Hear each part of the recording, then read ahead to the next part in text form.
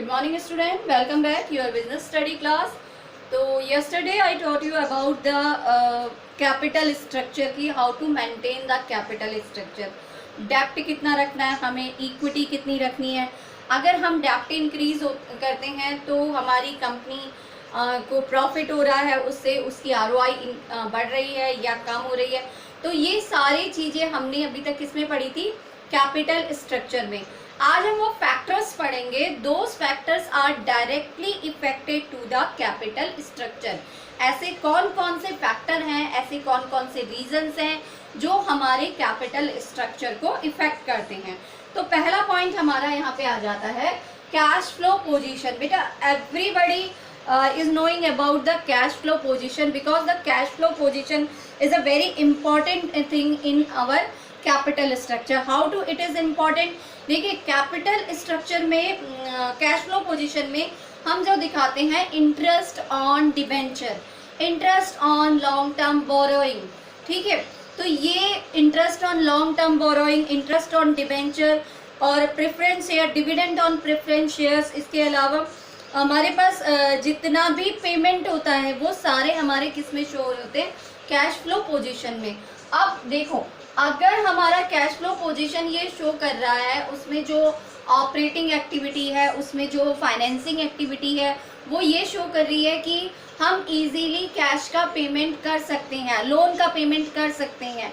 अगर हम लोन लें और उस पर हमें इंटरेस्ट पे करना है और उसको हम अगर हमारी पोजीशन कैश फ्लो की शो कर रही है कि उसको कंपनी के लिए ये बहुत हैक्टिक नहीं है कि वो लोन का इंटरेस्ट पे कर पाए, तो उसके लिए लोन लेना अच्छा होता है और उसके लिए इक्विटी शेयर इशू करना भी ठीक है अगर वो डिविडेंड पे करने की कंडीशन में है.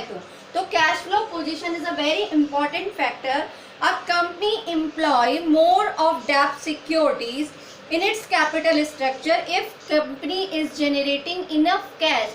If company is generating enough cash, अगर आपने एक लाइन पढ़ी होगी cash generating from operating capital in cash flow statement, तो अगर कैश जनरेट हो रहा है तो हमारे को मार्केट से लोन लेने में, मार्केट से डेप्ट लेने में कोई भी प्रॉब्लम नहीं होती. बट इसके अपोजिट केस में अगर हमारे पास कैश जो है वो जनरेट नहीं हो रहा है बल्कि कैश क्या हो रहा है, शॉर्टेज हो रही है कैश की, तो उस कंडीशन में हमारे लिए डेप्ट लेना यूजफुल नहीं है. तो this is the first point. तो आपको इसमें सिर्फ इतना समझना है, if we are having enough cash, generating in enough cash, then we in condition in take more loan from bank, from market. If we are not having enough cash, then we are not taking much loan from our company side. Okay, now we come to the next point, interest coverage ratio. तो interest coverage ratio क्या है, ICR. ICR is also very important factor.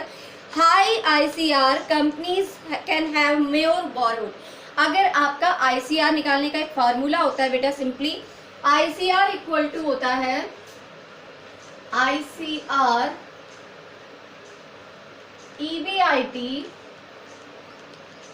interest before earning before interest and tax upon interest. ठीक है, this is the formula of interest coverage ratio. If we are ICR is more than, अगर ICR मेरा बहुत high level का आ रहा है तो मेरे लिए लोन लेना बेनिफिशियल है. बट अगर ICR मेरा बहुत कम आ रहा है तो वहां पर लोन लेना मेरे लिए बेनिफिशियल नहीं है. ठीक है, now we come to the next point, डेब्ट सर्विस कवरेज रेशियो. डेब्ट सर्विस कवरेज रेशियो का फॉर्मूला क्या होता है, प्रॉफिट आफ्टर टैक्स. चलिए मैं आपको लिख रही हूँ एक DSCR equal to profit before tax, profit before tax plus interest plus, और हम इसमें प्लस क्या कर देंगे, डिविडेंड प्लस कर देंगे हम, सॉरी डिविडेंड नहीं, डेप्रिसिएशन प्लस करेंगे. ठीक है, और नॉन ऑपरेटिंग कैश आइटम्स. ठीक है, नॉन कैश एक्सपेंसेस हो जाएगा. अपॉन में क्या आएगा, अपॉन में आ जाएगा इसका preference dividend plus preference dividend plus क्या होगा, plus interest and plus repayment of obligation, तो ये फार्मूला है हमारा किसका, डेब्ट सर्विस कवरेज रेशो। तो अगर हम इसे फाइंड आउट करते हैं तो इसके साथ भी है, इफ DSCR डेब्ट service coverage ratio is more, यानी हाई लेवल पे आ रहा है तो लोन लेना हमारे लिए बेनिफिशियल है, बट अगर ये कम पे आ रहा है तो लोन लेना हमारे लिए बेनिफिशियल नहीं है। ठीक है, now we come to the ROI, return on investment. तो रिटर्न ऑन इन्वेस्टमेंट की बात हमने कल भी की थी बेटा। रिटर्न ऑन इन्वेस्टमेंट क्या है, अगर मेरा रिटर्न ऑन इन्वेस्टमेंट डेब्ट से ज़्यादा आ रहा है, इंटरेस्ट ऑन डेब्ट से ज़्यादा आ रहा है, सुन लीजिए इसे दोबारा से, अगर मेरा ROI, इट मीन्स अगर मेरा ROI कितना है, देखियो हमने ROI लिखा, ROI आ रहा है मेरा 14%, ठीक है, और इंटरेस्ट आ रहा है, इंटरेस्ट ऑन डेब्ट आ रहा है मेरा कितना, 10%। तो इस कंडीशन में कंपनी के लिए डेब्ट यानी लोन लेना बेनिफिशियल है। बट अगर इसकी जगह ये ROI मेरा 10 हो जाए और इंटरेस्ट ऑन डेब्ट मेरा 14 हो जाए तो इस कंडीशन में लोन लेना कंपनी के लिए बेनिफिशियल नहीं है, यानी उसको डेब्ट नहीं लेना चाहिए। ठीक है, आप हम थर्ड पॉइंट पे आ जाते हैं, कॉस्ट ऑफ डेब्ट। If firm can arrange borrowed fund eight A low rate of interest, अगर हम लो रेट ऑफ इंटरेस्ट पे डेब्ट ले रहे हैं तो ये हमारे लिए बेनिफिशियल है, और अगर हम हाई रेट ऑफ इंटरेस्ट पे डेब्ट ले रहे हैं तो ये हमारे लिए बहुत ज़्यादा रिस्की हो जाएगा, तब वहाँ पे हमें इक्विटी को प्रेफर करना चाहिए, डेब्ट को प्रेफर नहीं करना चाहिए। Now we come to the next point, tax rate. High tax rate makes डेब्ट चीपर। अगर हाई टैक्स रेट आ रहा है तो टैक्स जो होता है वो क्या हो जाएगा, डेब्ट जो हो जाएगा वो चीपर हो जाएगा, क्योंकि वहाँ पर हमें क्या है, देखो अगर टैक्स रेट ज़्यादा है तो मुझे बेनिफिशियल ये है कि मैं मार्केट से लोन ले लूँ, अपने डिविडेंड को नहीं इशू करूँ। अगर मैं डिविडेंड इशू करूँगी तो मुझे प्रॉफिट पे बहुत सारा टैक्स पे करना पड़ेगा और फिर मुझे डिविडेंड पे करना पड़ेगा। तो अगर हाई रेट ऑफ टैक्स है, सुन लीजिए इसको दोबारा से अगर समझ में नहीं आ रहा, हाई रेट ऑफ टैक्स है तो इस कंडीशन में लोन लेना अच्छा है, बट अगर हाई रेट ऑफ टैक्स नहीं है तो उस कंडीशन में हम डेब्ट को प्रेफर करेंगे।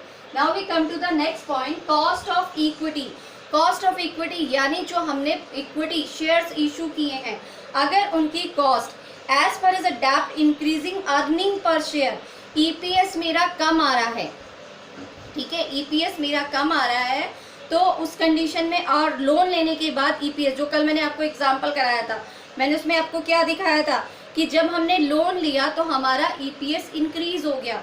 तो अगर एज पर अ डेब्ट is increasing earning per share, अगर डेब्ट लेने से EPS इंक्रीज होता है तो उस कंडीशन में हमें EPS लेना बेनिफिशियल होगा। Now we come to the next point, flotation cost. तो फ्लोटेशन कॉस्ट क्या होती है बेटा, फ्लोटेशन कॉस्ट है जब हम कोई भी सिक्योरिटी शेयर्स या डिबेंचर इशू करते हैं तो उस पर हम जितने भी एक्सपेंसेस पे कर रहे हैं, एक्सपेंसेस किस तरीके के एक्सपेंसेस हो जाते हैं, जैसे कमीशन हो गया, अंडर राइटिंग हो गए, ठीक है। तो देखिए, issue of shares debentures require more formalities.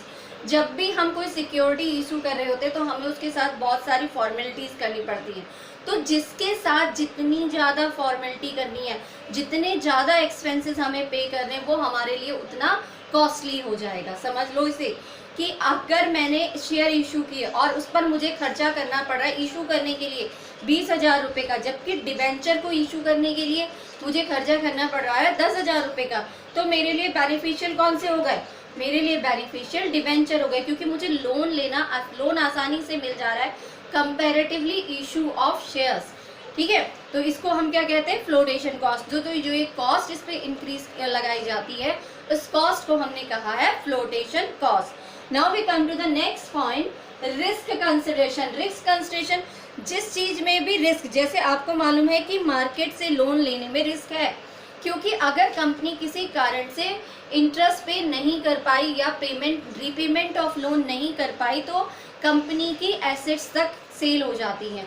तो यहाँ पे हमें रिस्क कंसिडरेशन भी देखना होगा कि किस चीज़ में रिस्क कंसिडरेशन ज़्यादा है। अगर हमें ये लगता है कि लोन लेना हमारे लिए बहुत रिस्की है तो हमें मार्केट से लोन लेना नहीं चाहिए। बट अगर हमें ये लगता है कि नहीं, लोन्स बेनिफिशियल है हमारे लिए कंपैरेटिवली इशूड ऑफ शेयर्स, तो हमें इक्विटी इशू करनी चाहिए, शेयर इशू करनी चाहिए कंपैरेटिवली लोन के। ठीक है, तो मैं एक बार सारे पॉइंट आपको दोबारा रिपीट कर रही हूँ, दोबारा से सुन लीजिए। फर्स्ट पॉइंट था हमारा कैश फ्लो पोजीशन। तो cash flow position, if we are having a enough cash then we prefer the डेप्ट। हम डेप्ट को प्रेफर करेंगे क्योंकि इंटरेस्ट पे करना हमारे लिए उस कंडीशन में इजी होता है। If we are generating enough cash, ठीक है, अगर शॉर्टेज ऑफ कैश है तो हम इक्विटी को श्योर करेंगे। नाउ इंटरेस्ट कवरेज रेशो, ये भी सेम यही है। अगर इंटरेस्ट कवरेज रेशो हाई आ रहा है, हाई है तो हम किसको प्रेफर करेंगे? डेप्ट को। हाई है तो हम प्रेफर किसे करेंगे? डेप्ट को। सेम DSCR, अगर DSCR भी हमारा हाई आ रहा है तो हम किसको प्रेफर करेंगे? डेप्ट को। अगर कम आ रहा है तो हम किसको प्रेफर करेंगे?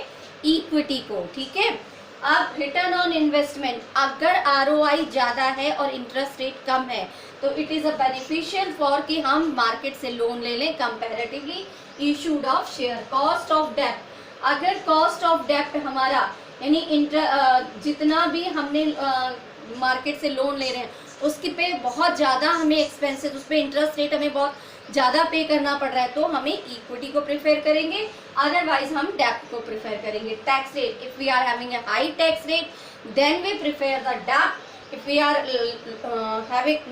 Not having a high tax rate then we prefer the equity. Cost of equity, equity issue करते वक्त जितने एक्सपेंसेस मैंने पे किए हैं अगर वो बहुत ज़्यादा हैं और उससे शेयर्स की कॉस्ट बढ़ जा रही है तो उस कंडीशन में मुझे किसको प्रेफर करना चाहिए? डेप्ट को प्रेफर करना चाहिए। फ्लोटेशन कॉस्ट, फ्लोटेशन कॉस्ट अभी मैंने बताया, हम शेयर इशू कर रहे हैं या डिवेंचर इशू कर रहे हैं, दोनों को इशू करते वक्त मैंने जितने भी एक्सपेंसेस पे किए हैं अगर वो एक्सपेंसिव, अगर मान लीजिए उसके कम आ रहे हैं इक्विटी के और डिवेंचर के ज़्यादा आ रहे हैं तो मैं इक्विटी को प्रेफर करूँगी, और अगर डिवेंचर के कम है इक्विटी के ज़्यादा आ रहे हैं तो मैं डिवेंचर को प्रेफर करूँगी। रिस्क कंसिडरेशन, जिसमें भी रिस्क कंसिडरेशन ज़्यादा है मैं उसको प्रेफर ना करके, अब मान लीजिए इक्विटी में ज़्यादा आ रहा है तो मैं इक्विटी को प्रेफर नहीं करूँगी, और अगर डेप्ट में ज़्यादा आ रहा है तो मैं डेप्ट को प्रेफर नहीं करूँगी। तो जिसमें भी रिस्क कंसिडरेशन कम होगा हम उसी को प्रेफर करेंगे। I hope you have clear all these point. These points are very important in your syllabus also and in this chapter also. Thank you and have a nice day.